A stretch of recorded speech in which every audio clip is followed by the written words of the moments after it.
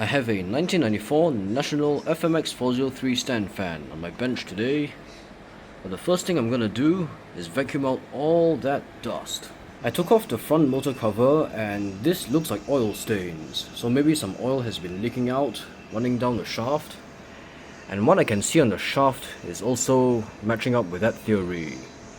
It seems free spinning enough, but when I move the shaft in and out, I can feel some scraping, which means the bushings might be dry or a little bit worn out, but it does not seem stiff enough to blow the thermal fuse, so a weak capacitor could be on the cards as well. I'm going to test the winding resistance and the winding varnish insulation. Speed 1 is reading 436 ohms. Speed 2 is reading 377 ohms. Speed 3 is reading 275 ohms. Now we are doing the varnish insulation resistance test. We are connecting speed 1 and earth, and we're getting an open circuit, which is good. Speed 2 and earth, also open circuit, good.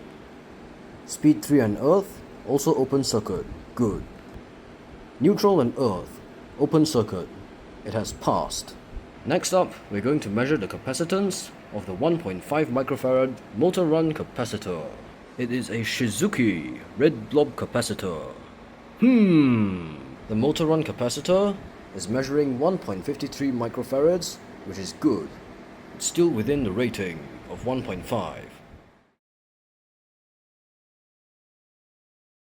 This motor has had 32 years worth of dirty oil and contaminants flushed out. That tissue used to be white like this, and after letting it soak in engine degreaser and multiple rounds of application of it, loads of dirty old oil and contaminants have come out.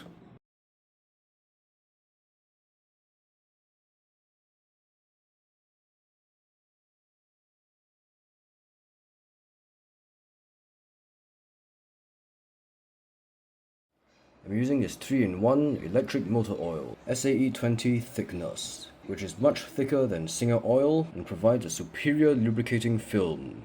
We are reassembling the motor. First we put oil in the shaft so that we can get contact lubrication as soon as it's inserted into the bushing. The top 2 screws are in, and it seems like the self-aligning bushings are still pretty much in alignment. New oil has been added. Now we just need to wait for it to drip down once I reposition the motor. And now there's new oil in the front as well. New grease in the oscillation gears and assembly. Time to put back on the clutch cover onto the main assembly. I've been running this fan on maximum speed for the past 15 minutes or so, and I can't hear any dry bushing hiss, which means the bushings are receiving an adequate amount of lubrication. So if the sound returns, you need to add more oil to the bushings via the external oil catchers.